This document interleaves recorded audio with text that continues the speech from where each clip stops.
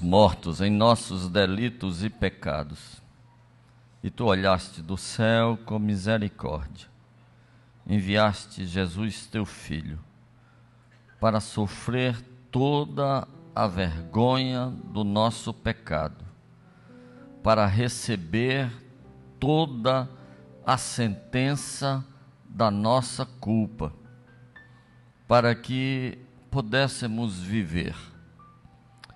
Mas não foi, Senhor Deus, voltamos para o cemitério. O pecado nos derruba, nos afastamos de Ti, a fonte da vida,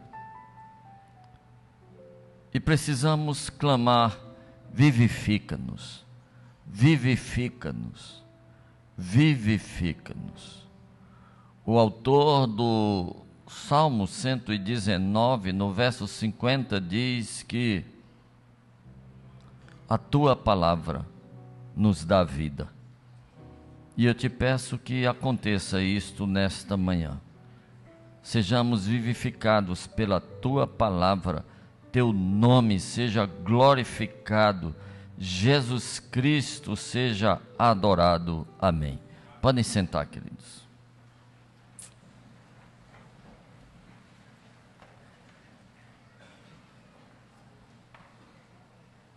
Tem gente que vai para um culto e sai frustrado, decepcionado, às vezes até indignado, porque foi para o culto e Deus não falou.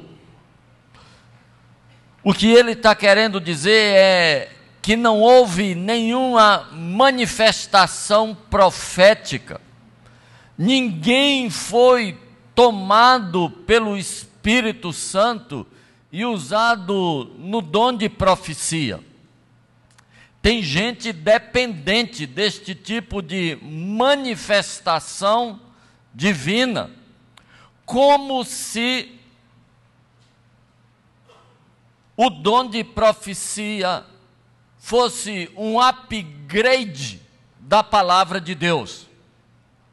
Como se um culto onde alguém se levantasse para falar em profecia fosse melhor e mais espiritual do que se alguém simplesmente abrisse a Bíblia e lesse a palavra de Deus. Deixa eu dizer uma coisa, meu irmão. Antes de haver profetas, houve a palavra de Deus. O primeiro som que se ouviu no cosmos foi a voz de Deus, dizendo: haja luz. Antes de haver qualquer profeta se levantando, existiu o Deus eterno, e este Deus eterno escolheu se relacionar com as pessoas através da palavra revelada. Esta palavra não é de autoria de homens, esta palavra é de autoria divina. Deus mandou que Moisés escrevesse em pedras o que ele queria que o seu povo soubesse. O normal é Deus falar com o seu povo através da palavra revelada. Os profetas foram uma solução de crise para um tempo de crise. Crise esta que se estabeleceu na hora em que as pessoas pararam de ler a palavra revelada por Deus e escrita para o seu povo. Quando o povo parou de ler o que Deus mandara escrever, quando chegou ao absurdo da Bíblia se perder dentro da igreja, Deus levantou homens para falarem em seu nome. Daí vem a palavra profeta. Profeta quer dizer falar em nome de. Onde o pró de profeta não é a favor de, é em lugar de, como acontece na palavra pronome. E os profetas foram levantados por Deus para falar para um povo que já não se relacionava com Deus, porque não se relacionava com a palavra de Deus.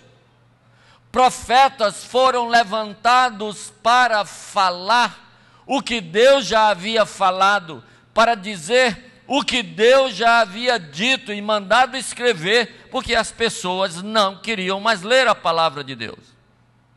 De modo que profecia não é upgrade. Profecia é uma solução de crise, para um tempo de crise, quando a normalidade foi perdida. A autoridade da palavra de Deus é tão maior que a autoridade das manifestações proféticas, que Paulo diz que as profecias estejam sujeitas a julgamento. Mas a palavra de Deus não está sujeita a julgamento nenhum. Ela é que julga as profecias. Sofonias foi levantado num tempo de crise. A palavra de Deus havia sumido da vida das pessoas. A palavra de Deus estava perdida nos depósitos do templo. E aí surge o profeta Sofonias. Deus usou pessoas dos mais diferentes grupos sociais para exercer o ministério profético. Usou pessoas esquisitonas, como o profeta Elias, que comia o que ninguém comia e vestia como ninguém vestia. Usou um boiadeiro chamado Amós, mas usou também pessoas ilustres, como é o caso de Sofonias. Sofonias era de família nobre.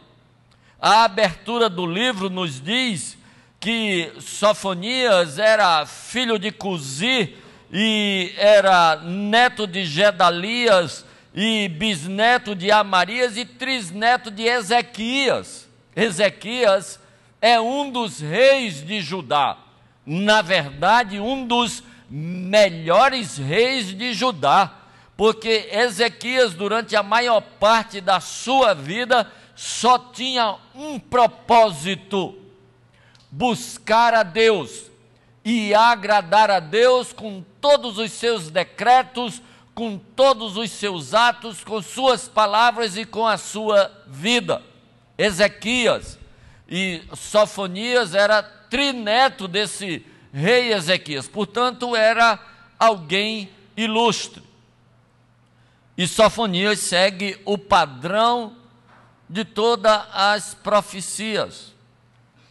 Todas as profecias eram formadas de uma denúncia de pecado, de uma proposta de arrependimento, de uma advertência de juízo, se não aceitasse o arrependimento, e de uma promessa de restauração. E Sofonias começa denunciando o pecado do povo de Deus. Se algum dia, meu irmão, você estiver passando uma crise grande, e se levantar um profeta para te dar uma profecia, se ele não começar denunciando o teu pecado, não acredite na promessa. Porque profeta quer profeta. Diante de um homem que esteja em pecado, começa pela denúncia do pecado. E ele começa no capítulo 1 dizendo: em nome de Deus, este povo não busca a Deus e nem se importa com Deus. Outra parte do povo adora as estrelas, o sol, a lua, o vento, os ídolos. Outra parte adora a Deus, mas também adora as estrelas, os ídolos, o vento e a chuva. Então tinha 3 grupos de pessoas. Tinha os que não adoravam ninguém e não queriam adorar ninguém. Tinha os que adoravam os ídolos e tinha os que adoravam a Deus, mas também adoravam os ídolos. Não tinha ninguém que adorasse só a Deus. A liderança, ele vai dizer no capítulo 3, os líderes são como leões rugidores, e os juízes como lobos ao cair da noite, e os profetas levianos que profanam o santuário e violam a lei. A cidade não atende a ninguém, não aceita disciplina, não confia no Senhor e não se aproxima do seu Deus. Este era o cenário. Esta cidade é Jerusalém, que no passado tinha sido uma fortaleza dos jebuseus, depois foi conquistada por Davi, e ali Davi estabeleceu a sua fortaleza, a fortaleza de Sião, e Deus escolheu esta cidade para nela colocar o seu nome. Ele disse: esta cidade é a cidade sobre a qual estará o meu nome para todo sempre. Houve uma distorção total do projeto original. A cidade não era mais a cidade da qual Deus se orgulhava. O povo não era mais o povo a quem Deus chamava povo meu, e o povo que olhava para Deus e dizia: tu és o meu Deus. A liderança era pior do que o povo. E aí Deus levanta o profeta Sofonias, e o profeta Sofonias denuncia o pecado, e ele propõe o arrependimento, e ele diz: se vocês aceitarem, se vocês se arrependerem, o Senhor mudará a sorte de vocês. Ele diz: se vocês não se arrependerem, eu vou consumir vocês. Mas se vocês se arrependerem, eu vou dar lábios puros aos povos. Capítulo 3, verso 9. Eu vou dar lábios puros aos povos, para que todos invoquem o nome do Senhor e o sirvam de comum acordo.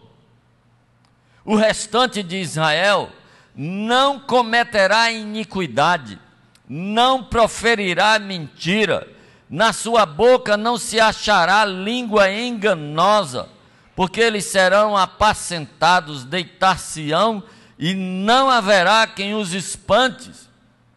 Os que estão entristecidos por se acharem afastados, eu os congregarei, e todos os que são de ti, sobre o qual pesam o opróbrio, eu os congregarei, e naquele tempo eu me levantarei contra todos os que te afligem, e salvarei os que cocheiam, e recolherei os que foram expulsos, e darei a eles, farei deles um louvor, e o nome em toda a terra. Sabe, queridos, Deus nunca desistiu do seu projeto para Jerusalém.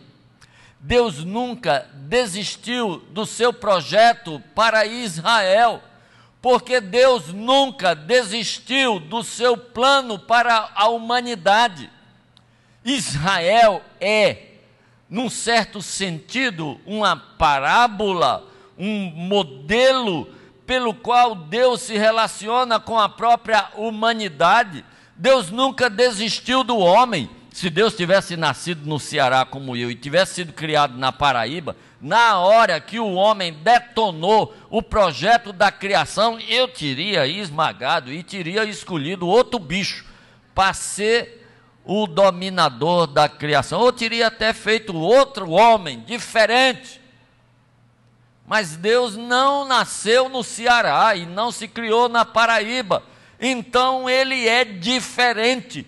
Ele não desiste dos seus projetos, ele não desiste das pessoas que ele chamou para serem povo dele, ele não desiste do que ele estabeleceu como alvo para a minha vida e para a sua vida. E pouco importa se eu não busco a Deus e nem me interesso, ou se eu adoro a Deus, uma adoração meia boca, em que eu adoro a Deus e também adoro a mim mesmo, em que eu adoro a Deus e também adoro as pessoas, em que eu adoro a Deus e também adoro o dinheiro, em que eu adoro a Deus e também adoro a televisão, pouco importa.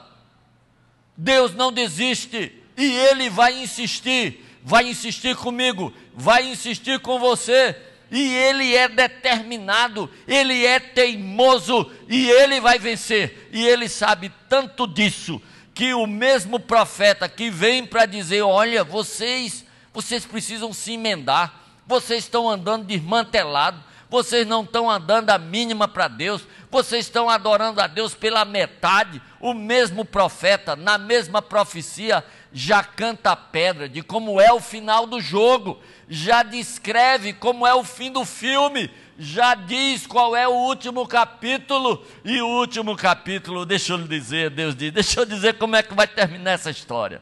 Essa história vai terminar assim, olha, eu no meio de vocês, outra vez vocês dirão, tu és o meu Deus, outra vez eu direi, vocês são o meu povo. Deixa eu dizer como é que vai terminar, vocês vão parar de mentir, vocês vão parar de ter inveja, vocês vão parar de adulterar, vocês vão parar de ser maledicente, de falar mal da vida. Eu vou mudar isso tudinho, eu vou mudar.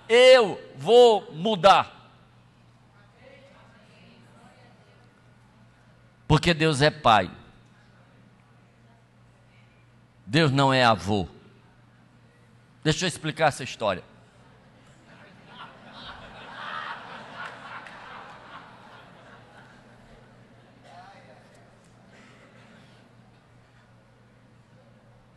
Quando Samuel era pequeno, ele estava lá em casa e passamos o dia andando com ele para lá e para cá. Quando chegou de noite, eu disse, nega, esse menino está com fome. Eu disse, meu filho, você quer gagal? Quer que vovô faça uma mamadeira para você? Ele olhou para mim e fez, eu não posso. Eu digo, não pode? Aí ele disse, papai disse que se eu pegasse numa mamadeira, ele tomava esse brinquedo. Ele tinha ganhado um Transformer lá, um negócio. E eu não posso mais pegar em mamadeira. Eu digo, deixa estar, é para avô mesmo. Fui lá dentro, preparei uma mamadeira, botei num caneco com 2 asas, a mamadeira dentro do caneco e trouxe. Ele disse, o que é isso, vovô? Ele disse, uma copadeira. Não pegue na mamadeira para não desobedecer o seu pai. Segure nas asas.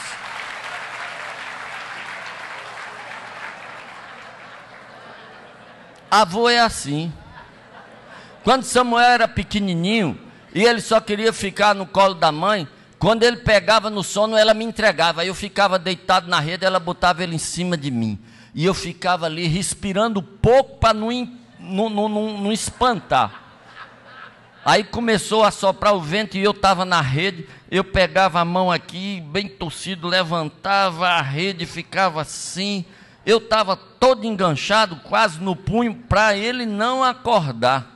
E eu dizia, meu Deus, esse menino não está fazendo nada, não está dizendo nada, não está dizendo que me ama, não está me dando nada, e eu estou aqui felicíssimo, só porque ele está em cima de mim. E eu digo, meu Deus, o Senhor é assim. O Senhor não quer que eu esteja fazendo grandes declarações teológicas. O Senhor quer a minha companhia. Tão somente a minha companhia. O que eu sou capaz de fazer por aqueles netos? Ariel, por favor, mostra o primeiro.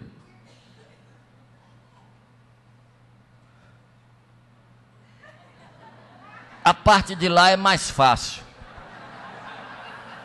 Eu botei ele na escolinha de futebol. Como a única que tem é Flamengo, eu me vesti de Flamengo. Agora a segunda complicou. Eu dei a ela um cavalo, porque lá é o seguinte, lá em casa, os filhos, os netos, o homem, tudo é bola e cavalo. E as netas mulher é balé, porque tem uma crise de indefinição. Acho que um cometa passou no planeta e contaminou, e a gurizada agora não sabe mais o que é. Lá tem que saber. Menino é bola e cavalo. Aí eu dou um cavalo a cada neto.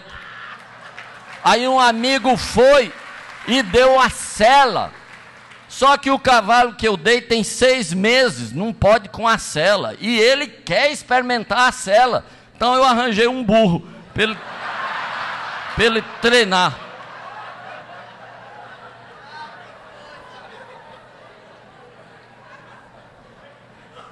Pode tirar, Ariel, senão as costas não aguentam. E um dia, eles deitados na minha cama, chega, se espalha na cama e diz, vovô, dê massagem. E eu fico ali deitado no pau da cama. Eu digo, meu avô, mas meu Deus, que coisa, eu amo tanto esse menino, em canto nenhum o senhor diz que é avô. O senhor se compara a uma mulher que está grávida para dar à luz, o senhor se compara a uma mulher que está dando de mamar, o senhor se compara a um pastor de ovelhas. Agora, avô, com tanto amor, o senhor não se compara com um avô. Descobri no dia seguinte. Samuca estava impossível. O pai dele falou com ele, ele não obedeceu. O pai gritou com ele, ele não obedeceu. O pai o levou para uma visita pedagógica ao banheiro. Nem era número 1, nem número 2. Foram boas chineladas. Eu só ouvia do lado de fora a pancada e o choro. E ele saiu de lá pianinho, pianinho. Eu sei, me desculpe as psicólogas, eu sei que está tudo errado, mas que funciona, funciona.